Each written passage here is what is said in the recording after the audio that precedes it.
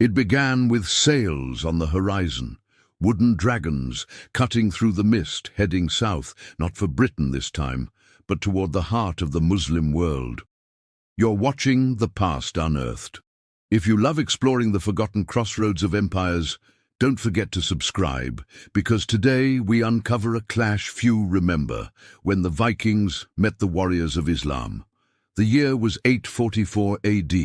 Europe trembled beneath the thunder of the Northmen, seafarers from the icy fjords of Scandinavia, who had already burned Paris, looted the monasteries of England, and carved their names across the rivers of the West.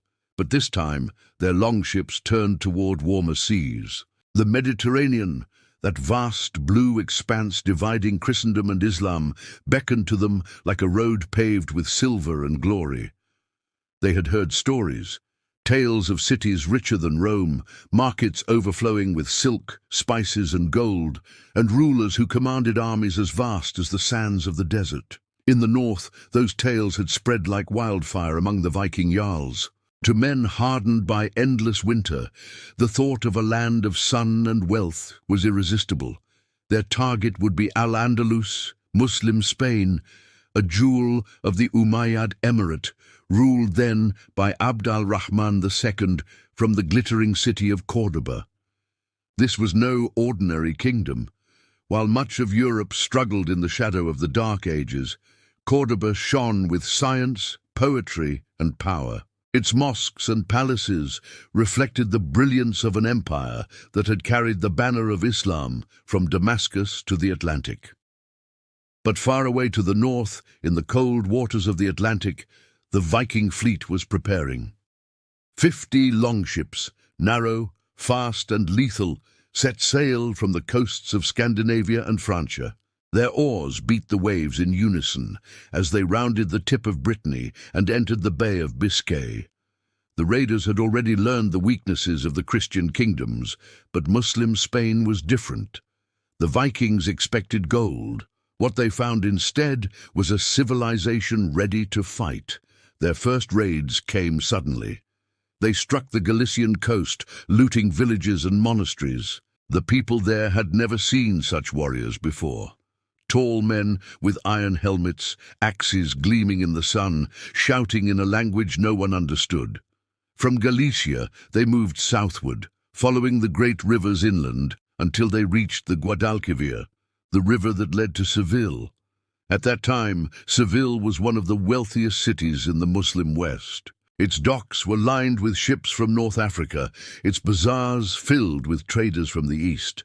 But one morning, the call to prayer was drowned by a terrible sound: the horns of the Northmen. The Vikings entered the river, their sails crimson in the dawn, and began their assault. The city's defenses were unprepared for a naval invasion. The raiders stormed the riverbanks, burning warehouses and capturing merchants. Smoke rose above the mosques as chaos spread through the streets. For several days, Seville was plundered. Its people were either killed or enslaved. The Vikings seized treasure, weapons, and captives, laughing as they loaded their ships with loot. But word of the attack reached Córdoba. When Emir Abd al-Rahman II heard that the northern barbarians had defiled one of his cities, his response was immediate. He ordered the gathering of a large army, cavalry from the plains, archers from the mountains, and infantry from across Al-Andalus. Under the command of his general Isa ibn Shuhaid, the Muslim forces marched towards Seville. They moved swiftly, cutting off the Vikings' retreat routes along the river. For the first time, the Northmen would face an organized, professional Muslim army, trained in desert warfare, armed with steel sabers and driven by faith.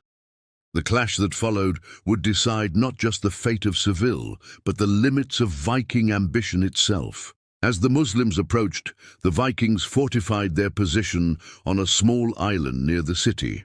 Their ships, once instruments of terror, now became their barricades. They knew that open battle on land would favor the cavalry of Al-Andalus. Still, they prepared for war. Shields locked, axes ready, horns sounding across the water. The two forces met as the sun rose above the river. The first arrows flew, darkening the sky. The Muslim archers unleashed volley after volley, cutting down Viking warriors before they could close the distance. The ground shook under the charge of Andalusian horsemen, swift, disciplined, and merciless. Swords clashed with axes, cries echoed across the battlefield, and for the first time the Vikings realized that these were not frightened villagers or unarmed monks. They were soldiers of a powerful empire. By nightfall, the river ran red. The Vikings, though fierce and fearless, could not withstand the discipline of the Muslim army. Their formation broke, and one by one their ships were set aflame. Those who survived fled toward the sea, pursued relentlessly. Some were captured, others executed. The victory was complete. Seville was avenged. When the smoke cleared, Emir Abd al-Rahman II ordered the bodies of the invaders displayed as a warning along the riverbanks. The message was clear. Al-Andalus would not fall to northern raiders, but even in defeat, the story did not end there. The encounter between Vikings and Muslims sparked something deeper: curiosity, trade, and the first faint bridge between two distant worlds. The flames of Seville slowly faded, but their reflection lingered on the waters of the Guadalquivir for many nights. The surviving Norsemen drifted downstream in broken ships, their oars lost, their shields splintered, their courage tested as never before. For a people who had conquered half of Europe, the defeat was both humiliating and astonishing. They had met an enemy unlike any they had faced, disciplined, swift, and organized, guided not only by strength, but by faith and intellect. When news of the disaster reached the northern coasts, it traveled with the same winds that once carried their sails. In the halls of Denmark and Norway, jarls listened as the survivors told tales of dazzling cities, of warriors who fought beneath crescent banners, of mosques whose domes shone like mirrors in the sun. They spoke of strange languages and of markets richer than any in the West. Though many mocked them for failing to claim the treasures they sought, others listened carefully. In their hearts, they knew these lands of the South were not only worth raiding, they were worth understanding. Meanwhile, in Córdoba, the victory was celebrated as proof that Allah had protected the faithful. Emir Abd al-Rahman II ordered the rebuilding of Seville and the strengthening of its walls. He recognized that these northern raiders might return, and he did not intend to be caught unprepared again. Watchtowers were erected along the river, garrisons placed in coastal towns, and fleets stationed to patrol the western seas. Yet the emir also saw beyond mere vengeance. To him, this encounter had revealed the presence of a vast, unknown world beyond the Christian north, a world of trade routes, furs, and silver. For both sides, curiosity began to replace hostility. In the following decades, Viking merchants ventured eastward instead of south, sailing along the great rivers of Eastern Europe. From the Baltic Sea to the Black and Caspian Seas, they opened routes that would later form the backbone of commerce between Scandinavia and the Islamic world. Arab chroniclers such as Ibn Córdoba and Ahmad ibn Fadlan wrote of these strange northern traders they called the Rus, tall men with fair hair, carrying weapons of steel and bags of silver coins stamped with Arabic inscriptions. Those coins were the dirhams of the Abbasid Caliphate, minted in cities like Baghdad and Samarra. The Vikings valued them not for their faith, but for their purity. Silver was the lifeblood of their economy. Archaeologists today have uncovered more than 100,000 Abbasid dirhams buried in Scandinavian soil, proof that the flow of trade became immense. The same people who once raided Seville now handled coins bearing the name of the Caliph. As trade flourished, so did cultural contact. The Vikings who traveled through the lands of the Volga and the Caspian learned about new technologies, advanced shipbuilding methods, refined metalwork, and navigation instruments that the Muslim world had inherited from the Greeks and perfected through science. In return, the Norse brought with them amber, furs, honey, and slaves captured from the forests of the north. The exchange was not merely material. The Muslims, ever curious about the wider world, recorded vivid descriptions of the northern men. Ibn Fadlan, sent by the Abbasid Caliph in the early 10th century to the lands of the Volga Bulgars, encountered the Rus firsthand. His account painted them as fearless and strikingly tall, covered in tattoos and adorned with weapons, living in a world ruled by ritual and honor. Yet he also noted their cleanliness, their respect for trade agreements, and their fascination with the Islamic call to prayer. Through stories like these, the image of the Viking began to change within the Muslim imagination. They were no longer seen purely as wild barbarians from the sea, but as part of a larger mosaic of nations that Islam's scholars sought to understand. Some Muslim geographers even placed the northern lands within the great maps of the known world, alongside India, China, and the Mediterranean. And within Scandinavia, whispers of the Muslim world began to shape myth and curiosity. Traders spoke of the wonders of Baghdad, of palaces with golden domes, of markets that never slept, of scholars who could map the stars. To the Norse, who valued wisdom as much as strength, these tales became the seeds of a new kind of ambition, to explore, to connect, and to learn. Yet memories of Seville's fire never fully faded. For every merchant who dreamed of peaceful exchange, there remained warriors who longed for revenge or glory. The Mediterranean was still a frontier, and the lure of its riches was hard to resist. By the late 9th century, Viking fleets once again appeared near the Iberian coast. This time, however, they came not as conquerors, but as raiders who quickly learned to avoid direct confrontation with Muslim forces. The defenses built by al-Rahman II proved formidable. Coastal fortresses, early warning systems, and swift naval patrols turned the once open rivers into traps for any who dared to return. The lessons of Seville had been learned well. Still, the raids left their mark. Muslim chroniclers referred to the Northmen as Magus, fire worshippers, and their stories were preserved in Andalusian history books for generations. Children in Córdoba would grow up hearing of the strange men who came from the sea and were defeated by the courage of their fathers. At the same time, in Viking sagas passed down orally in the halls of the north, there remained fleeting mentions of great southern cities, of warriors who rode horses like thunder, and of battles fought under a burning sun. The details may have faded, but the impression endured, a memory of a world far richer and more sophisticated than their own. By the 10th century, the relationship between the Norse and the Muslim world had evolved into something entirely new. Rather than bloodshed, it was defined by movement of goods, ideas, and people. Muslim silver flowed north, while Viking courage and curiosity carried them east and south, forging paths that would later shape medieval Europe. The first meeting of these two civilizations had been violent. But from that violence grew a strange kind of connection, one born of respect, fear, and fascination. As the 9th century turned toward the 10th, the ripples of that first violent encounter had spread far beyond the battlefield of Seville. The Muslim world and the Viking world, though separated by continents, had begun to touch at their edges, through rivers, markets, and the steady rhythm of trade. What had once been war was now replaced by a different kind of conquest: curiosity. In Baghdad, the heart of the Abbasid Caliphate, the world's knowledge converged. It was here that ancient Greek, Persian, and Indian science had been preserved and transformed.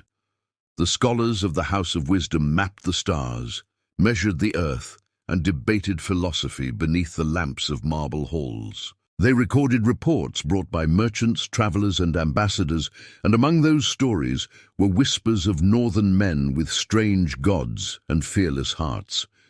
These accounts fascinated the scholars. They called them al-Rus, people from the farthest frontiers of the known world, beyond the forests of the Slavs and the frozen seas. Some described them as fierce raiders, others as disciplined traders who understood the value of honor in business. For the Abbasid world, they were both a curiosity and a symbol of how vast creation truly was. Meanwhile, in the north, Viking traders had become messengers of culture. The silver coins they carried back from the Muslim markets changed the economy of Scandinavia forever. The dirham became the standard of wealth. Hoards of them were buried across Sweden, Denmark, and Finland, treasures that still glint in the soil today. These coins were not just currency, they were bridges, each one a silent witness to the contact between the crescent and the raven. But the connection went deeper than trade. Artifacts discovered by archaeologists reveal a subtle but powerful exchange of ideas. In burial sites along the Baltic coast, silver bracelets bear Arabic inscriptions. One famously reads, Bismillah, meaning in the name of God. Historians still debate its meaning. Was it a trophy, a trade piece, or a sign of reverence? Whatever the truth, it shows that Islamic symbols had reached the far north, just as northern craftsmanship found its way into Muslim markets. Some Vikings who served as mercenaries or traders in the east even converted to Islam, adopting the customs of the lands they visited. There are records of men who took Muslim names, prayed toward Mecca, and brought elements of Islamic discipline and hygiene back to their homelands. For a society that valued strength and exploration, the idea of a faith that united people from Spain to India was both impressive and mystifying. The Abbasids, for their part, learned from the Norse as well. Muslim geographers refined their maps using information from traders who had traveled with the Vikings through the northern rivers. The existence of cold lands, endless forests and seas filled with ice began to appear on Islamic world maps, knowledge gathered not by conquest but by communication. In this way, the two civilizations became mirror images of one another.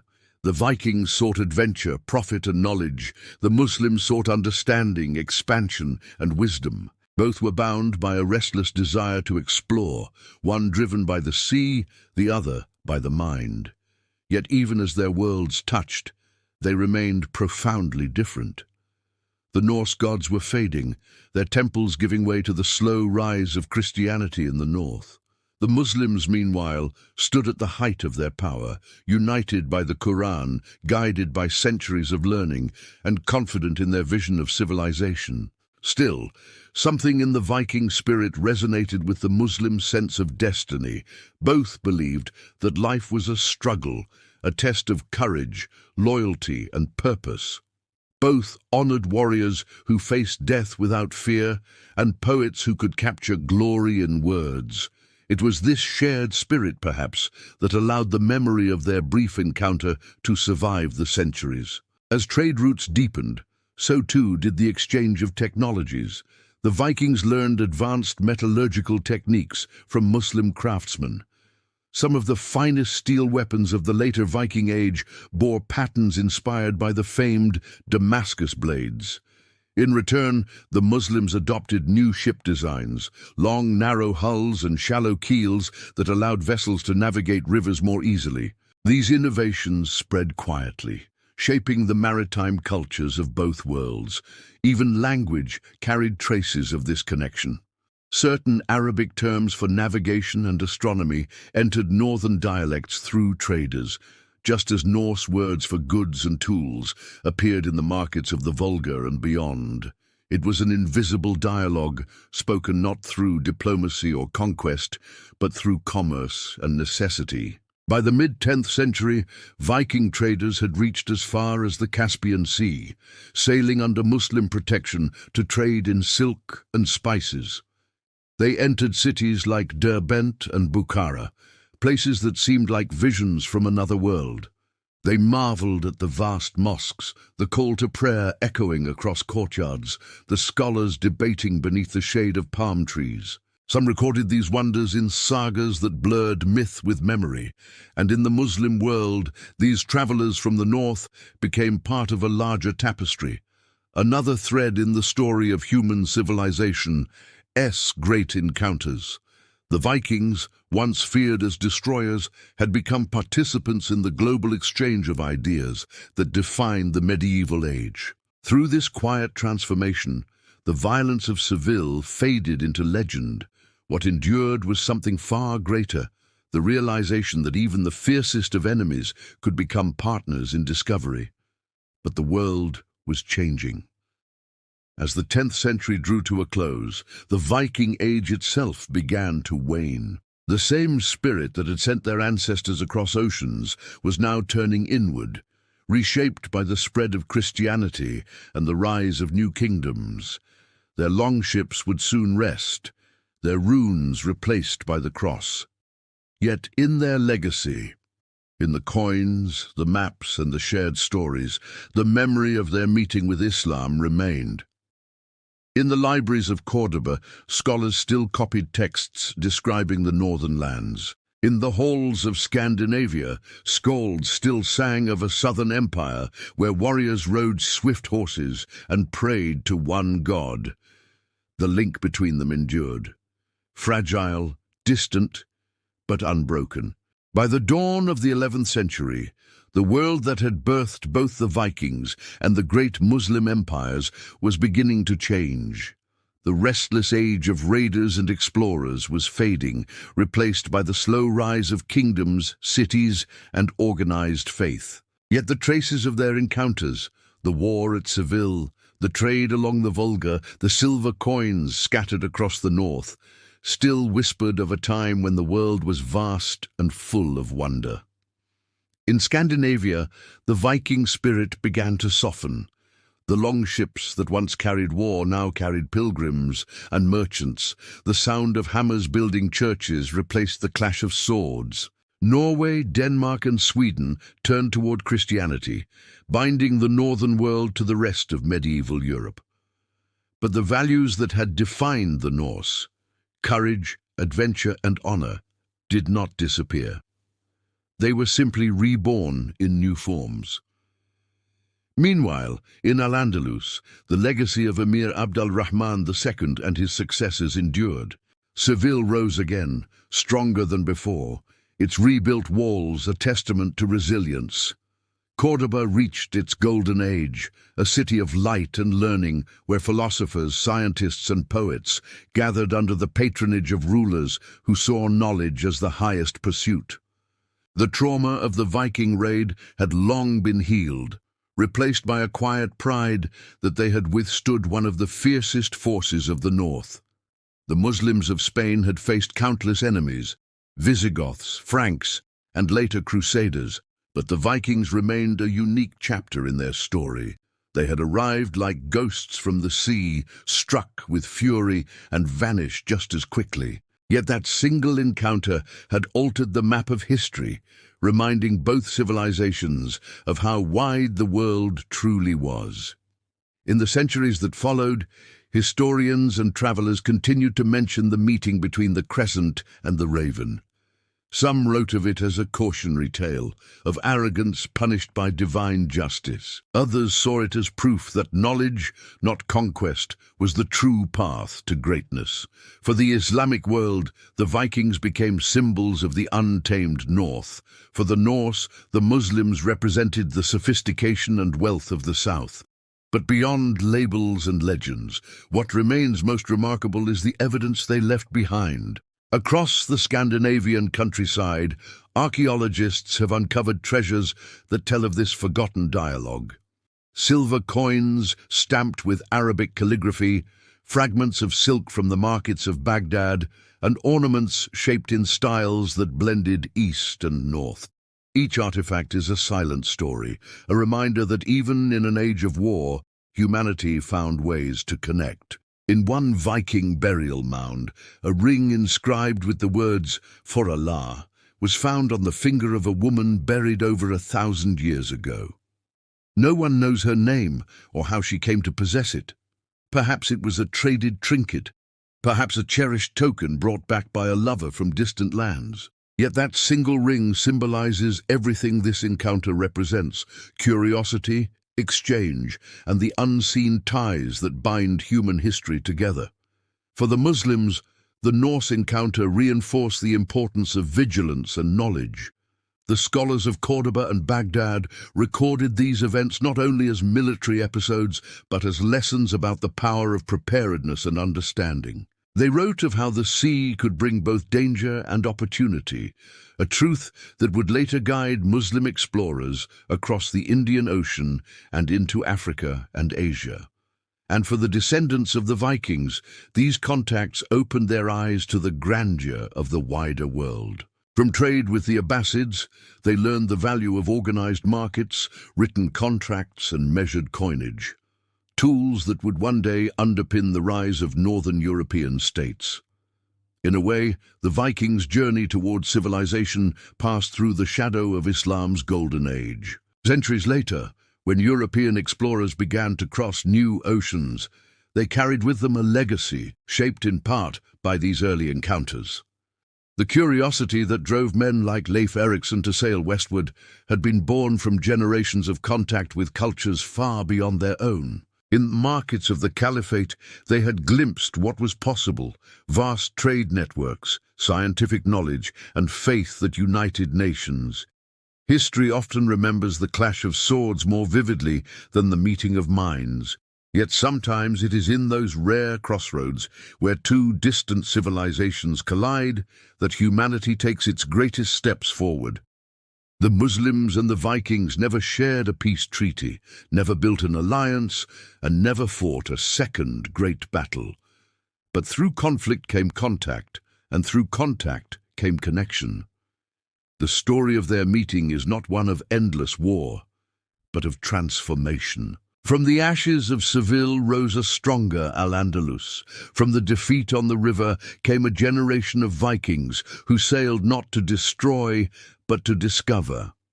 And so, as we look back across the centuries through the mist of the past and the echo of oars on distant waters, we see a truth that still resonates today, that every culture, no matter how different, leaves its mark on the other. The Crescent and the Raven met only briefly, but that moment bridged worlds. This was not merely the tale of battle and blood, but of how curiosity triumphed over conquest, and how two civilizations, one born of the desert, the other of the sea, helped shape the story of our shared humanity. Because in the end, history is not made by the walls that divide us, but by the waves that carry us toward one another. You've been watching The Past Unearthed. If you enjoyed uncovering this forgotten encounter between the Vikings and the Muslim world, make sure to subscribe for more untold stories of empires, battles, and human destiny.